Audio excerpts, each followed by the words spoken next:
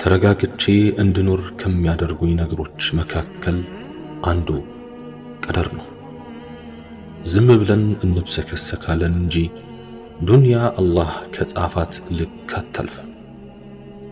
አላህ የጻፈልኝን ነገር ብጓጓለትም ባልጓጓለትም የትም አያመልጠኝም።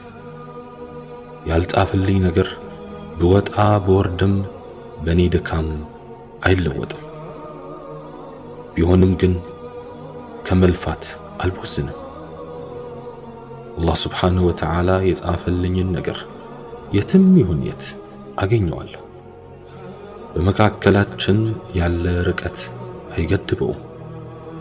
በእርግጥም ጌታዬ ጽፎልኝ ከሆነ ሩቅ ነገር ቅርብ ይሆናል፣ የማይቻለውም ይቻላል። ግና አንድ ነገር መርሃችሁ ይሁን፣ በአላህ ቀደርና በነፍሳችሁ ፍላጎት መካከል ብታማርጡ የአላህን ቀደር ምረጡ።